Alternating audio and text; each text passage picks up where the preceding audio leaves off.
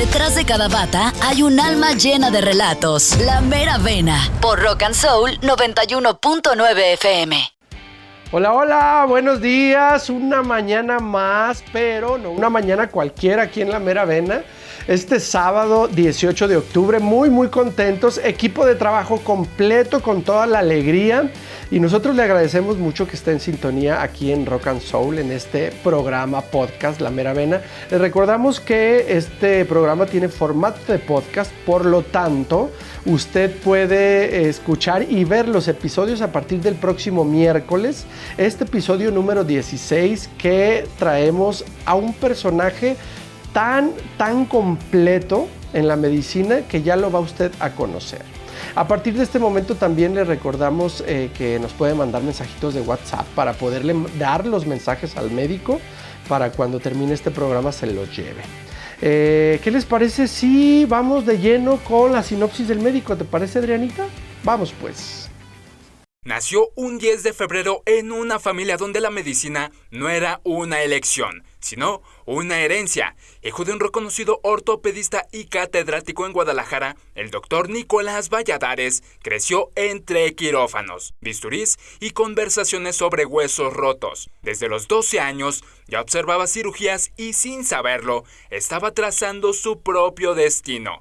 Egresado de la Universidad Autónoma de Guadalajara en el año 2000, decidió especializarse en ortopedia en Mérida, Yucatán, y más tarde perfeccionó su técnica en cirugía artroscópica y articular en Houston, Texas. Su pasión siempre fue la cirugía limpia, precisa, de movimientos finos, alejándose del estigma de la traumatología brusca y sangrienta. Con más de 2 décadas de experiencia, ha sido pionero en medicina articular y cirugía de mínima invasión, promoviendo la actualización médica y la investigación constante. Fundador de Rehabilitem, clínica especializada en cirugía del deporte y rehabilitación, el Dr. Valladares trabaja con un equipo multidisciplinario que, junto con otros procedimientos, promueven la regeneración del cartílago y la medicina celular y biológica. Hoy comparte la vocación también con su hijo médico y con su padre de 85 años, quien aún suele acompañarlo en el quirófano. 3 generaciones unidas por la misma vena, la pasión por sanar. Escuchemos esta gran historia. ¡Bravo! ¡Bravo, bravo! ¡Bienvenido! La estrella de la mañana. ¿Cómo estás, Nicolás? Muy bien, ¿y tú? Bien, qué placer tenerte. ¿Te gustó tu semblanza? Me encantó, muchísimas gracias. ¿Sí eres tú? Gracias. ¿Sí es tu retrato? Definitivamente. Qué bueno. Definitivamente, y me gustó que metieras un poquito ahí de mi papá, de mi hijo, la verdad está padrísimo. Por supuesto, porque pues además la sangre está implícita aquí en el área de la medicina. Y bueno, pues vamos a arrancar, ¿te parece? Me parece. Me da mucho gusto conocerte. El gusto es mío. Gracias. Oye, Nicolás, una de las cosas que más me llamó la atención de nuestra primera charla fue escuchar que de niño te gustaba mucho jugar a armar legos y algo de la arquitectura, pero tú me explicaste que eso tenía que ver de alguna manera con las cirugías que realizaba tu padre también. ¿Qué tiene que ver los legos con estas cirugías que veías? Bueno, fíjate que una vez le pregunté yo a mi papá que me veía en el aspecto de que me gustaba armar y desarmar, porque no solamente armar, también desarmar. Ajá, claro. Podemos acordar a mi mamá que le desarmé la mayoría de los electrodomésticos de la casa. Okay. Y le comenté, oye papá, yo cuando sea grande quiero ser arquitecto y quiero construir y todo eso. Y me decía, oye hijo, ¿y por qué no lo mismo que yo hago? Bueno, entonces me comentó esto y le dije, pero ¿por qué? A mí me gusta esto. Y me dice, no hay mejor arquitectura o no hay una estructura arquitectónica más perfecta que el ser humano. Tú te vas a poder mezclar con esa perfección que hizo Dios. Ajá. Y tú le vas a poder arreglar. Y tú le vas a poder volver a dar el movimiento y vas a poder darle qué mejor que pueda ser la función de ayudar al mejor arquitecto que ha existido, que ha sido Dios. Entonces ahí eso me marcó. Y dije, no, tienes razón, papá, tienes razón. O sea, sí voy a dedicarme a esto, pero con el cuerpo humano. Otro tipo de piezas. Exactamente. Qué maravilla, fíjate, eso me llamó mucho la atención. Ahora, ¿te imaginaste algún día que ahora tu papá te acompañaría a ti a presenciar las cirugías como tú a los 12 años? No, la verdad no. siempre mi padre para mí en el proceso de crecimiento siempre fue como un role model, un modelo a seguir, y siempre fue mi héroe, mi primer héroe, y sigue siendo. Y eso siempre lo vi muy, muy inalcanzable. Sin embargo, ahora que lo vivo, lo disfruto mucho. No desde el punto de vista egocéntrico, sino desde el punto de vista de poder compartir los momentos que más disfruto, fuera de los momentos que paso con mi familia, con mi padre y ahora con mi hijo. Entonces eso lo disfruto muchísimo, Qué bien.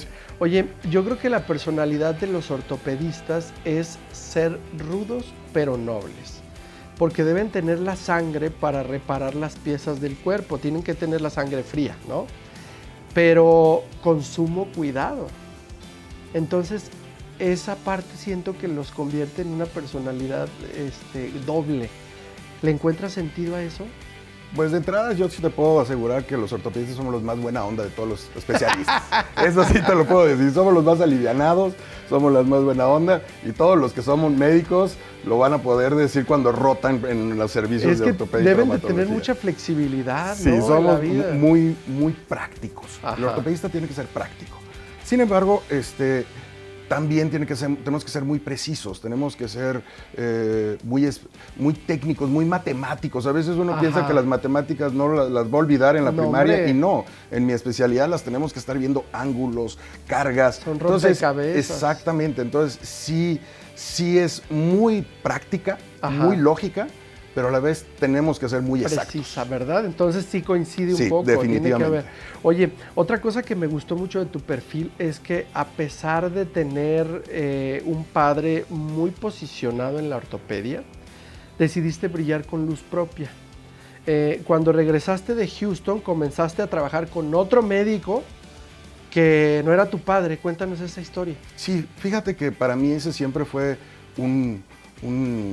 una situación personal, de que durante mi crecimiento siempre fue como que llegaba a algún lugar y eres el hijo del doctor Valladares, sí.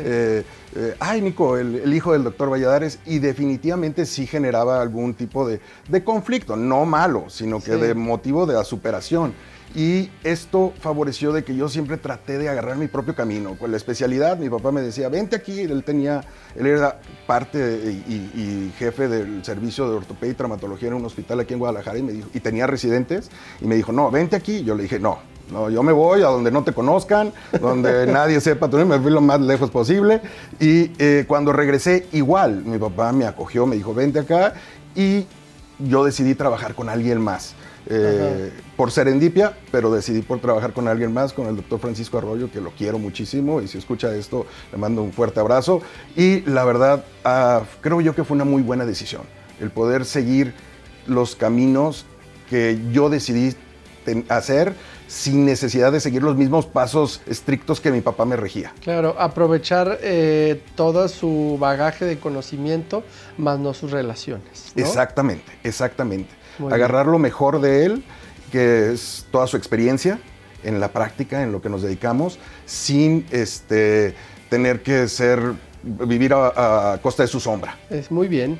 Oye, redefinamos la especialidad de traumatología y ortopedia para que la gente pueda entender por qué es que te gusta la cirugía fina. Porque esas dos palabras nosotros no las conocemos a fondo, el público en general, la traumatología y la ortopedia. Pues mira, la traumatología y ortopedia es una sola especialidad. La traumatología se refiere más que todo a todo lo que viene siendo secundario un accidente de alto impacto o de bajo impacto. Fracturas, luxaciones, que tienen una lesión traumática, es lo que atiende la ortopedia. O sea, arregla huesos, repara huesos rotos, alineación, balanceo de todo lo que viene siendo cuestiones traumáticas.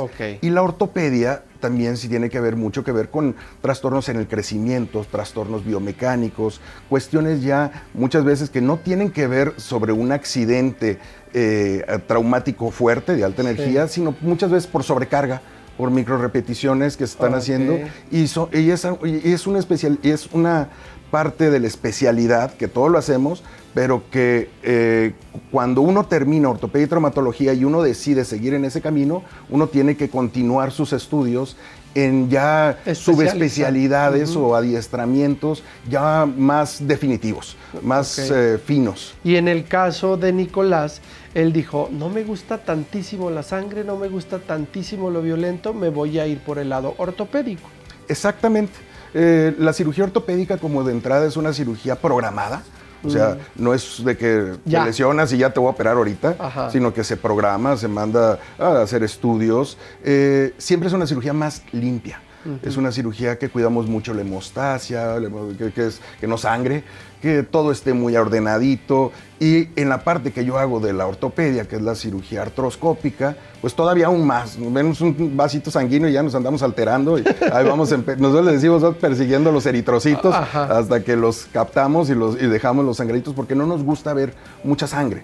A mí en lo personal, obviamente hay de todo, pero definitivamente sí es una cirugía mucho más limpia, más fina. Ok, entonces ahora que ya entendimos un poco la diferencia entre lo trauma y lo ortopédico, ahora vamos a hablar de solo de la ortopedia, pero de los métodos de cirugía. Entonces, la mayoría ya conocemos el actual método endoscópico, ¿no? Que es una cámara que ingresa. Pero a mí me confundió desde el principio el artroscópico, que es el mismo método, pero ¿cómo está eso? Cuéntanos la diferencia entre artroscópico y endoscópico. Ok, bueno, la cirugía endoscópica, voy a empezar ahí. La cirugía endoscópica es donde usamos un instrumento para visualizar una parte interior de nuestro cuerpo. Un instrumento, al inicio, era un lente, nada más. Se metía un lente al cuerpo y a través de ese lente nos lo pegábamos hacia el ojo y veíamos lo que estaba. La cirugía artroscópica es usar ese mismo lente, muchas veces de diferente diámetro, para poder caer en las articulaciones y a través de ese lente entrar dentro de una articulación. Es como quien dice la evolución de la cirugía endoscópica hacia dentro de una articulación. Esa es la principal diferencia. La endoscópica es fuera de una articulación, la artroscópica es dentro de una articulación. Mismo aparato.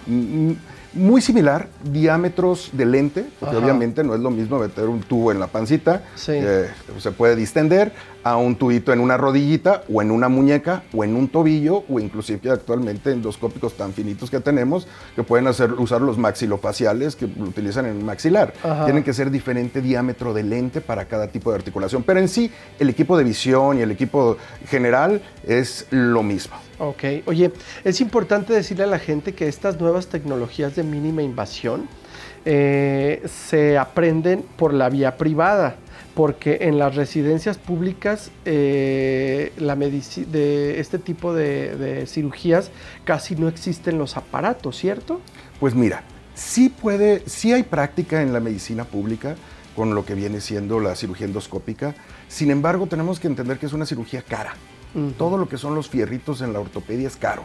Supongamos, voy a ponerte un ejemplo, una sutura que usamos para un menisco vale 15, 20 mil pesos.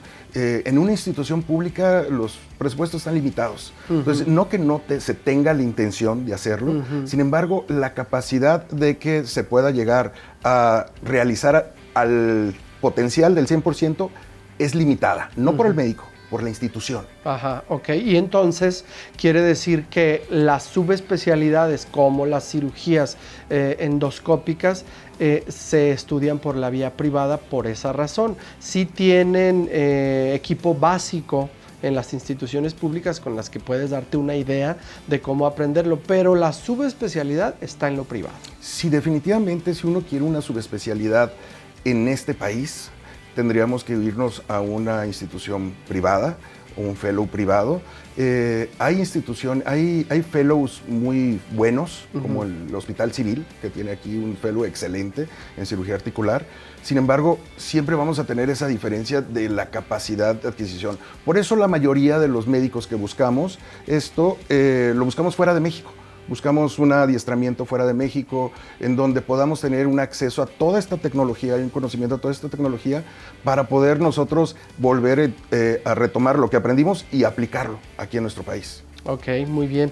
Oye, y gran parte de los procedimientos ortopédicos y endoscópicos ya estamos como sabiendo que se pueden hacer a través de la endoscopía, pero cuéntanos en qué casos sigue rifando todavía la cirugía abierta, porque sigue estando ahí, pero hay casos donde rifa todavía la abierta. Definitivamente, hay un dicho en la medicina que dice grandes cirujanos, grandes heridas.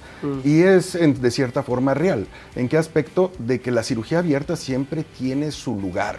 Una prótesis de cadera, una prótesis de rodilla, definitivamente la tenemos que hacer vía abierta, aunque la hagamos mínima invasiva, pero lo vamos a hacer vía abierta. Y la cirugía artroscópica tiene su lugar, o sea, hay una indicación para cada cosa. Por lo tanto, en los estudios a fuerza, hoy los nuevos médicos tienen que aprender la abierta, porque ahora está al revés. Ahora ya casi los jóvenes están enfocados a la endoscópica y piensan en la endoscópica, ¿no? Definitivamente el médico, creo yo, que para tener una formación completa debemos de ser preparados en cirugía abierta y en cirugía mínima invasiva. Sin embargo, creo yo que la modernidad nos va orientando cada vez más a la mínima invasión y a la cirugía endoscópica o artroscópica. Pero hay que saberla abierta. Hay que saberla abierta. Es la base.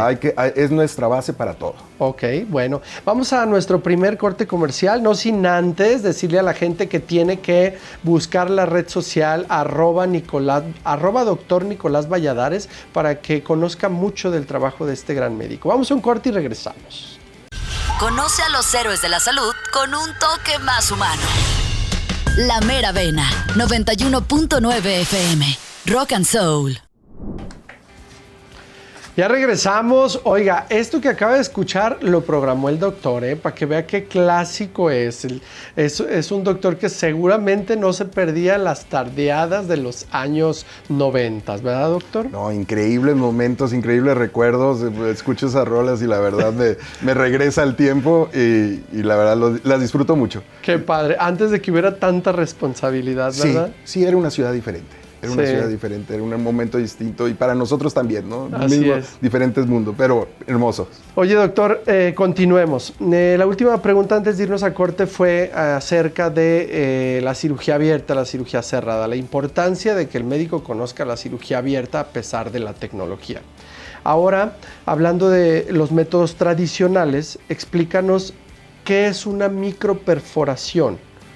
El procedimiento más usado por los que no se han modernizado. Ok. La microperforación es un procedimiento mediante el cual se trata de reconstruir una lesión en el cartílago de una articulación, X articulación. Puede ser rodilla, puede ser tobillo, normalmente muy usado en la rodilla, en la cirugía articular de rodilla. Cuando tenemos una lesión en el cartílago, lo que se hace o se hacía es hacer agujeritos en el cartílago para llegar hasta el hueso que está por debajo del cartílago, que se le llama hueso subcondral. Eso va a generar un sangradito de lo que viene siendo desde la médula del huesito y se va a formar un coágulo en donde estaba esa lesión de cartílago y esto a la larga va a formar algo que se llama fibrocartílago, que es algo similar al cartílago. Te voy a poner una analogía muy buena.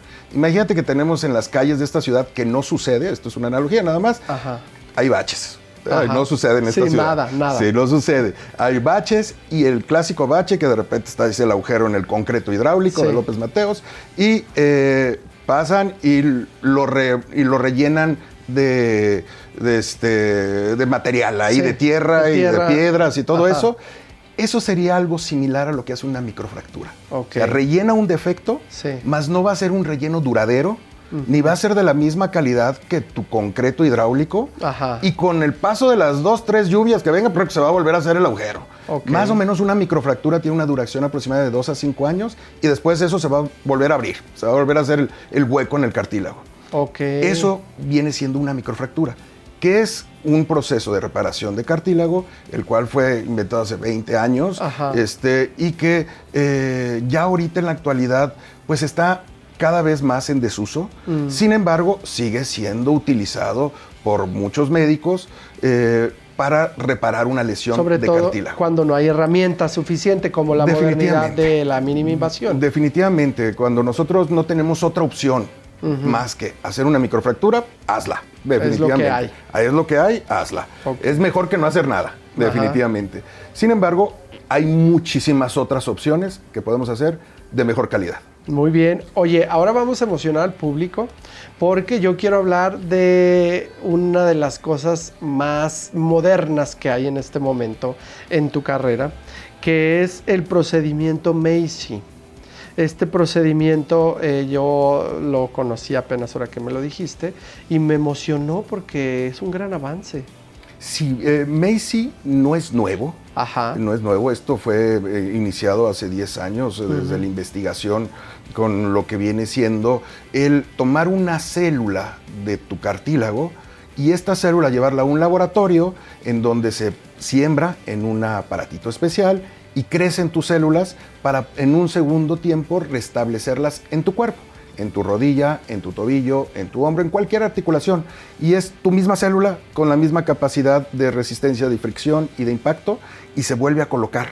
Ese es el procedimiento de MACI. Okay. Y es una gran noticia que actualmente lo tenemos en México y está producido todo este proceso en México, en una empresa mexicana, con material mexicano, con científicos mexicanos, que no fue inventado en México, no fue descubierto en México, pero ahorita ya tenemos la tecnología para que nosotros podamos reproducir esas células de cartílago y podamos nosotros volverlas a colocar en tu articulación. Oye, pero bueno, 10 años para ustedes en la medicina que lo conocen, pero es absolutamente nuevo para la mayoría de las personas. Definitivamente. ¿Por qué? Porque además es un método que no tiene tan fácil acceso, o sea, no es de que ya lo tenga el IMSS y lo utilicen, o sea, es por el área privada y por eso es tan nuevo. Mucha gente en este momento está diciendo, ¿cómo?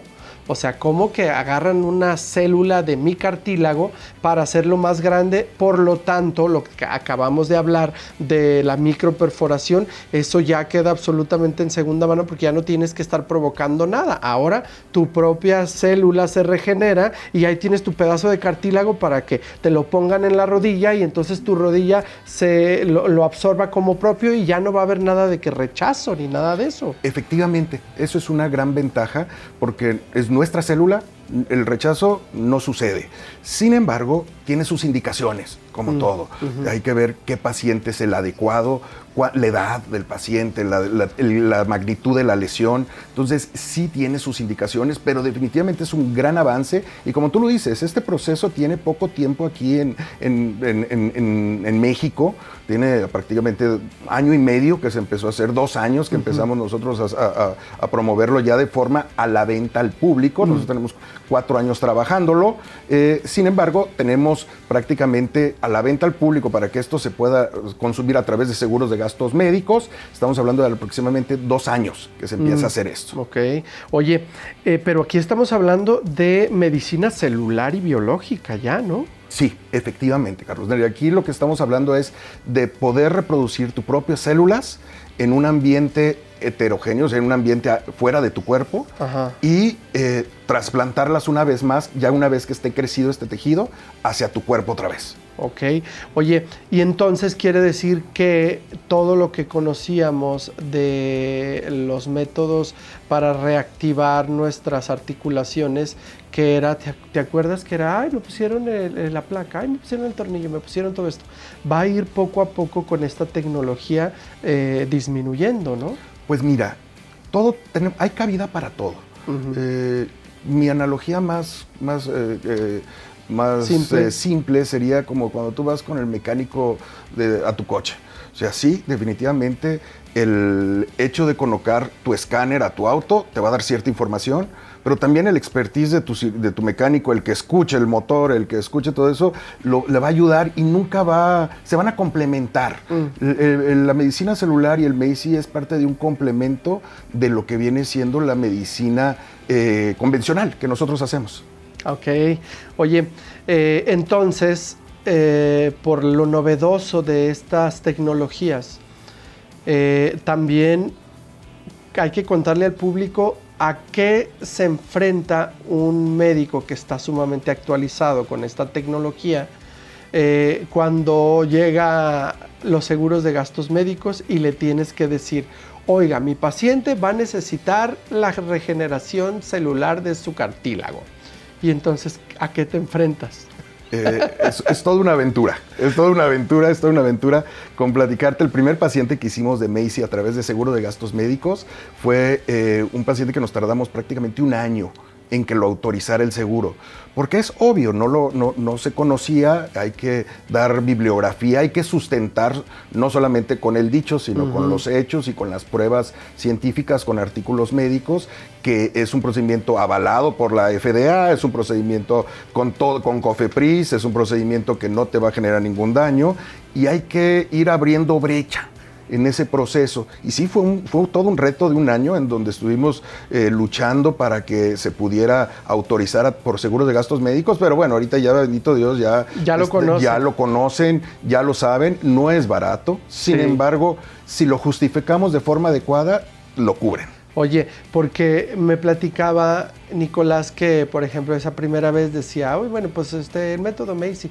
y luego le contestaron, no, eso no existe. Y tuvo que decirles, es que sí existe. Pero ahora, justamente hablando propiciamente, por lo tanto, por eso son tan importantes las investigaciones y las publicaciones.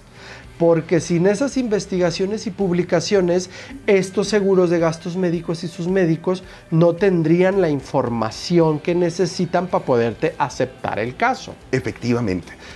Cuando nosotros promovemos toda esta cuestión de MACI, pues ellos me decían, ok, tus publicaciones que me estás mandando están muy buenas, pero son europeas, son norteamericanas, enséñame algo del producto que tú estás diciendo que aquí hay.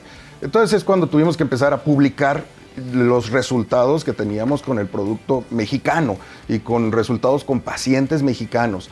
Y es la única forma en que nosotros podemos dejar evidencia, es la única forma en que nuestra palabra trasciende más de 2-3 minutos y se queda plasmada en la historia, que es la publicación. Para el médico, así es. El publicar a través de revistas científicas es la única forma en donde nosotros podemos asegurar nuestra trascendencia a futuro. Es cierto. Fíjense qué interesante. Por lo tanto, un médico, además de todo lo que estudió, que ya lo hemos hablado durante muchos programas, también tiene la necesidad de actualizarse todo el tiempo, estudiar y no nada más tener el conocimiento, publicarlo para que le sirva a las nuevas generaciones de avance, porque si no la medicina no avanza, ¿verdad? Efectivamente, la publicación no toda va a ser que tengas la razón. Muchas veces nuestras publicaciones son para decir, ok, probé estos dos métodos, el método que yo pensaba que iba a funcionar no funciona, pero eso también es información para que en base al método científico tener una evidencia adecuada para decidir al fin y al cabo nuestro objetivo final, el mejor tratamiento para nuestro paciente. Ok, ahí está. Y Nicolás Valladares, pues, tiene bastantes investigaciones. Ahora cuéntanos sobre una investigación en la que te hayas involucrado que sea importante. En la actualidad estamos involucrados, te voy a practicar de las que estamos involucrados actualmente. Muy bien. Tenemos dos investigaciones. Tenemos una investigación que está patrocinada por la Sociedad Internacional de la Cirugía de Rodilla, que es la ISACOS. Nosotros necesitamos un concurso a nivel internacional en donde se mandaron propuestas de protocolos de investigación. Ganamos, bendito Dios, cosa que esto nadie lo presume, presumen los ganantes en el fútbol, ¿verdad? Pero aquí la cuestión de investigación a nadie le interesa. Pero bueno, ganamos, México ganó y actualmente nos patrocina una investigación sobre el efecto de las células madre en las lesiones parciales del manguito rotador. Esa es una que estamos haciendo ahorita, en este momento. Por lo tanto, invitamos a todos los que les duele el hombro de forma gratuita, los vemos en la clínica. Sí.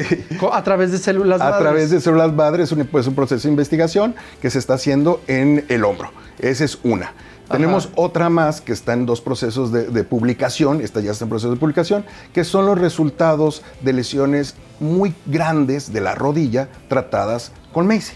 Pero ya no lesiones chiquitas, que son las lesiones más comunes, 2-3 centímetros. Este es un pedazo de rodilla que le faltaba y se reconstruyó prácticamente la mitad de la rodilla de un paciente. Entonces se están publicando. Y no creas, este proceso es pesadísimo. Para que te acepten una investigación en una revista de renombre es sumamente complejo. Me imagino. Oye, pero estamos hablando de medicina completamente celular. si cada vez la medicina celular va a ser el futuro de nuestro trabajo. Hay un premio Nobel japonés que nos habla de todo esto y luego lo platicaremos en otro tema, pero está buenísimo. Muy bien, ahí está. Oiga, vamos a nuestro segundo corte comercial. Es que yo siento que estoy como en un curso padrísimo. Ahorita regresamos. Sus anécdotas son nuestra medicina. Estás escuchando La Mera Vena.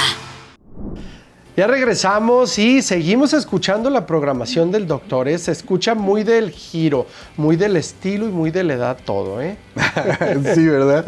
Everybody changes como todo. Exacto. Igual la medicina también cambia. Oye, Nicolás, otra cosa importante que el público debe tomar en cuenta es que no se la piense en operarse por la recuperación, porque luego le tienen miedo a la recuperación, pero yo creo que es por lo que aprendimos de la ortopedia de años atrás. Estos procedimientos que eran complejos y que ahora pues todos son rapidísimo, porque o sea, la gente todavía le tiene miedo a la cadera porque dice, no, es que yo a un mes haya acostado.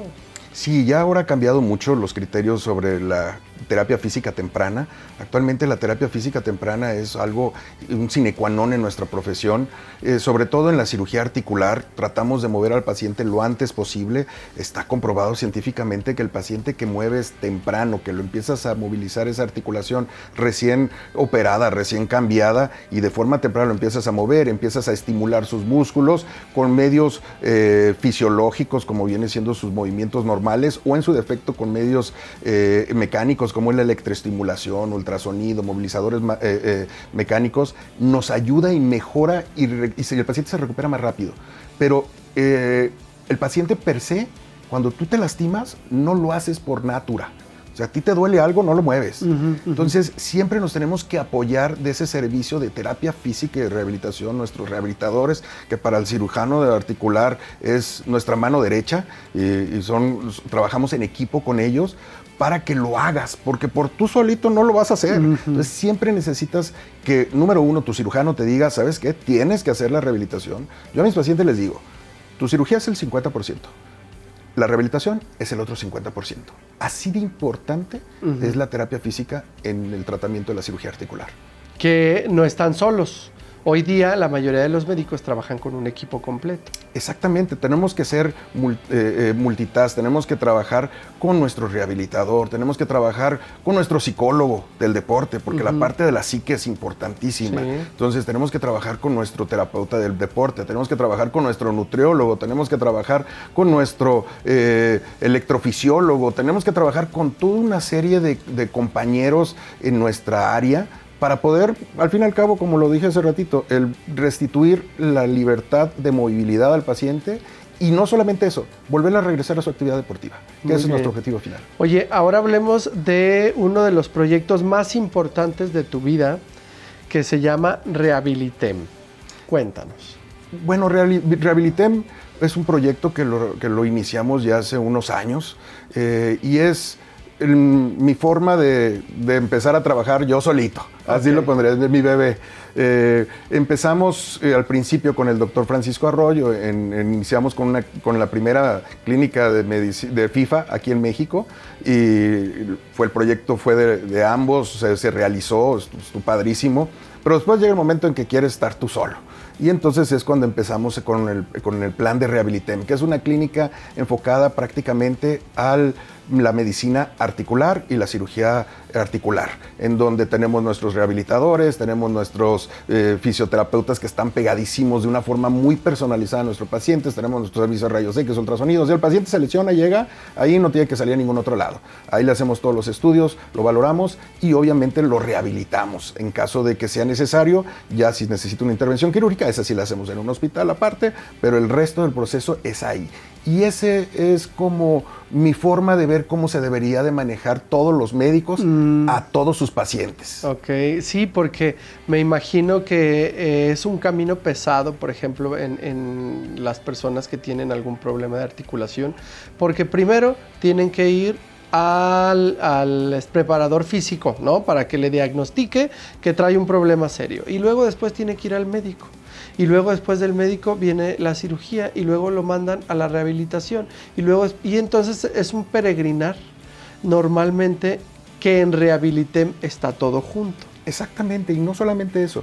A mí me gusta mucho, por ejemplo, mis pacientes que están rehabilitándose, el ir, aunque no tengan cita, yo voy a la terapia física, te pregunto cómo estás, cómo te duele, dónde te duele, y esa interacción que hacemos con el paciente de forma espontánea en su mismo proceso de rehabilitación, ayuda mucho para que el terapeuta le modifique X cosa o le diga, ¿sabes qué?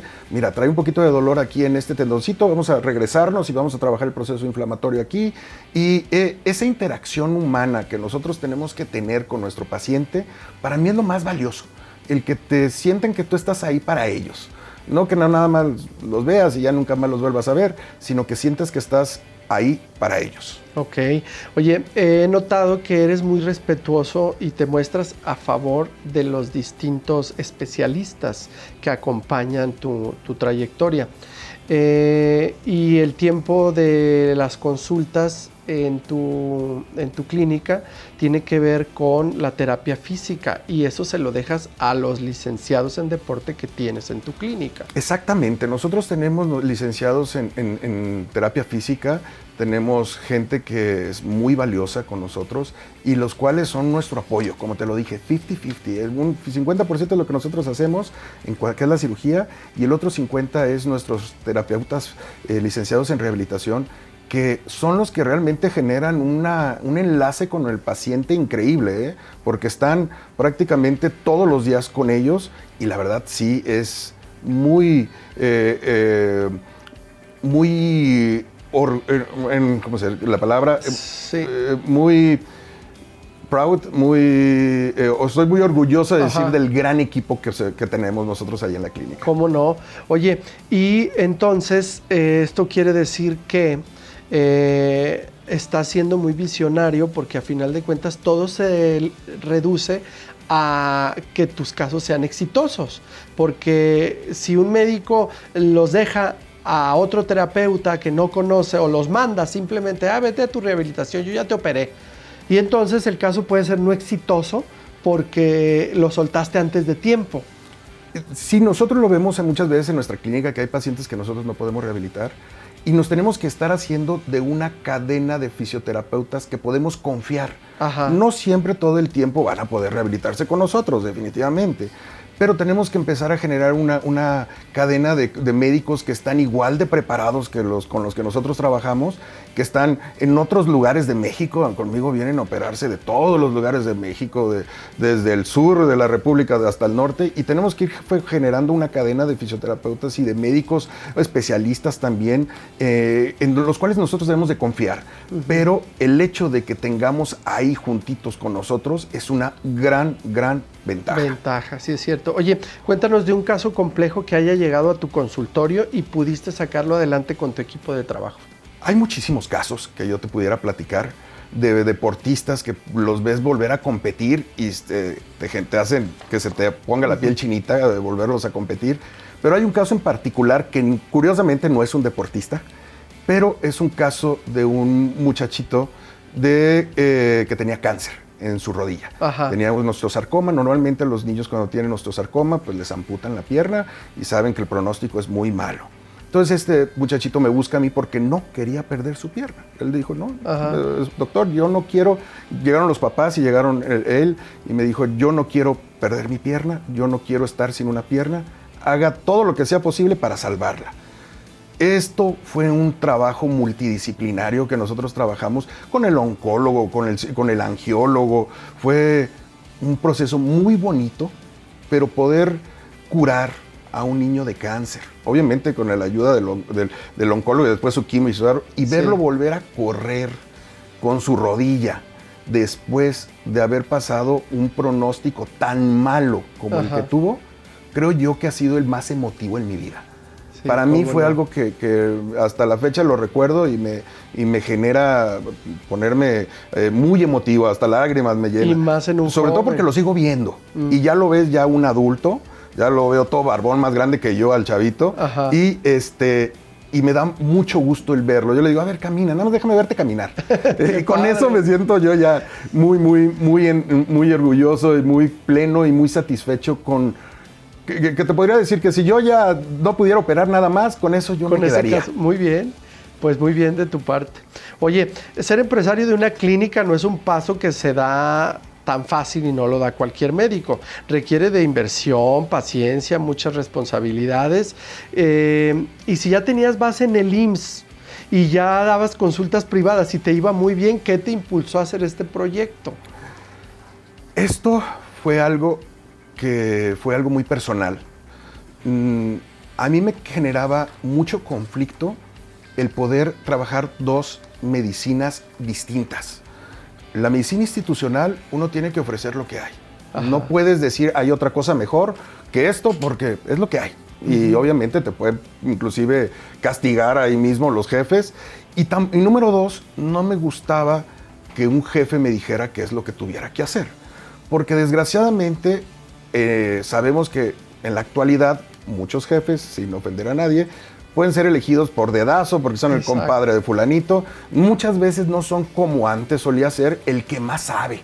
Antes, en mis tiempos, yo era el que más sabía, era el que estaba de jefe y su palabra era ley por su conocimiento. Ahora ha cambiado mucho y ahora son por cuestiones más políticas, pero a mí me genera mucho conflicto el no poder ofrecer lo mismo. Entonces yo tuve que decidir, ¿qué hago? ¿Sigo en la institución ofreciendo lo que haya o decido aventarme a la empresariada y hacer lo que yo creo que sea mejor por mi paciente? Ok, pero vamos bien, ¿no? Súper bien. Muy bien. Oigan, es momento de ir a otro corte comercial y regresamos. Él es el doctor Nicolás Valladares. Escuchas La Mera Vena. ¿Quién dijo que no se puede reír en un consultorio? La Mera Vena. Entramos de lleno a la última parte del programa. No quisiéramos que se acabara, hay programas que así son, pero bueno, vamos a tratar de sacarle el mayor provecho. Les recordamos que este programa tiene formato de podcast y a partir del próximo miércoles puede encontrar los fragmentos en las redes del doctor y en las redes de Carlos Esqueda y en las de La Mera Vena Podcast, por supuesto. Doctor, ya estudiando tu perfil, ahora que estaba yo elaborando las preguntas, pude encontrar un hombre que proyecta cosas importantes. Cada que logra una, va por otra más grande. Y entonces, ¿qué sigue a nivel profesional después de 25 años? Para mí, en este momento de mi carrera, creo yo que la investigación es importantísima. El publicar, el tratar de seguir publicando de forma anual, es uno de mis proyectos más importantes. El involucrarme cada vez más en la formación de los médicos de las nuevas generaciones es algo que es básico para mí, porque va a llegar el momento en que alguien me va a tener que operar a mí. Y cuando llegue ese momento yo prefiero que tenga alguien que yo esté seguro que esté haciendo la forma correcta. Entonces la formación de nuevas generaciones, el tener médicos en adiestramiento, ortopedistas que ya terminaron su especialidad y que ahora están laborando conmigo para aprender un poquito o lo mucho que yo les pueda ofrecer, para mí es mi proyecto más importante actualmente, la formación. Muy bien, qué bueno, eso nos beneficia a todos.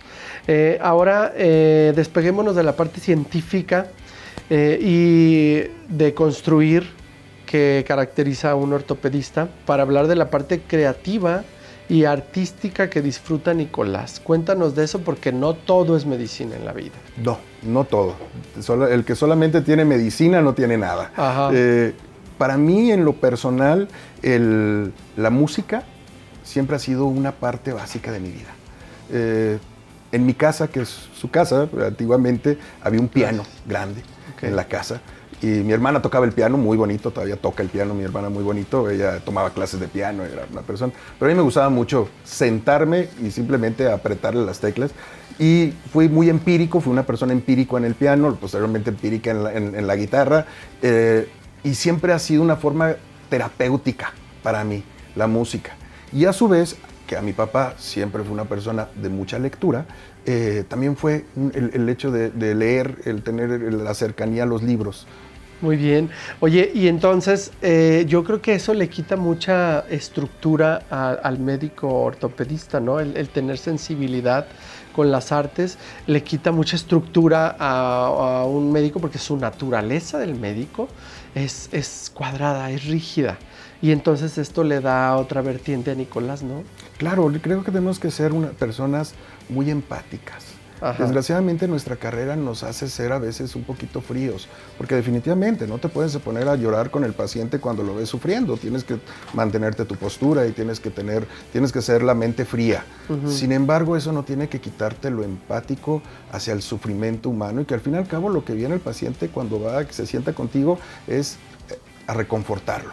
Muchas veces no los podemos curar, muchas veces no hay forma de curarlos, pero si tú los escuchas, si tú le das un momento, esos momentos que ellos pagan para que sentarte enfrente de ti y le ofreces un oído y le ofreces un confort, con eso se sienten bien servidos. Es cierto, y se necesita sensibilidad. Oye, con todo lo que hemos escuchado sobre tu experiencia médica, no quiero que la gente se quede con la idea de que eres como un robot lleno de conocimientos. Mejor cuéntanos también una parte divertida de Nicolás que solo los amigos conocen. Bueno, mis amigos que me conocen saben que soy muy bromista. Okay. Me gusta mucho bromear con ellos, me gusta mucho cotorrear, como decimos nosotros. No soy una persona que salga mucho por las noches, no soy una persona muy fiestera actualmente, pero en mi momento me gustaba mucho y disfruto mucho la compañía de mis verdaderos amigos. Okay. Disfruto el hacer un asado, el tomarme una copa de vino con ellos, el poder escuchar la música, el tocar un poquito a la artisteada con mis amigos, ellos me conocen que le echamos a los músicos y eso lo disfruto bastante. Qué bien. Oye, última pregunta.